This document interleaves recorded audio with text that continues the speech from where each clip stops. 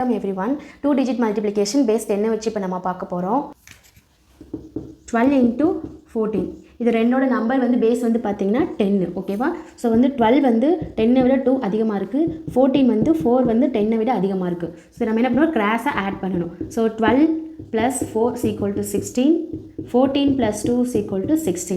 இந்த ரெண்டு நம்பரும் சேமாக இருக்குது. ஸோ அதனால ஆன்சரை ஃபர்ஸ்ட் பார்ட் வந்து 16, 4 2s are 8 அப்படியே போட்டுக்கணும். ஏன் 8 அப்படி நீங்கள் கேட்கலாம், டபுள் டிஜிட்டில் தான் போடுறீங்க, சிங்கிள் டிஜிட்டில் போட்டிங்கன்னா இங்கே வந்து பேஸ் வந்து 10ஆக இருக்குது, அதனால 8 வந்து நான் போட்டிருக்கேன். புரிஞ்சா?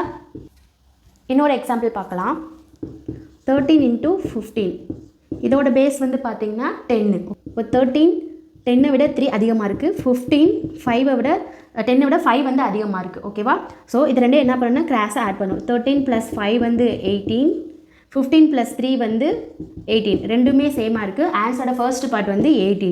இது நம்ம ரெண்டு என்ன பண்ணோம்னா மல்டிப்ளிகேஷன் பண்ணும். 5 3s are 15. நமக்கு தேவை இங்கே சிங்கிள் நம்பர் தான் நம்ம போடணும். ஸோ 15 வந்து அப்படியே போடக்கூடாது, 5 வச்சுட்டு 1 இதோட ஆட் பண்ணிக்கணும். ஸோ 1 ஆட் பண்ண வரும் 19 5. இப்போ 195 தான் இதோட ஃபைனல் ஆன்சர்.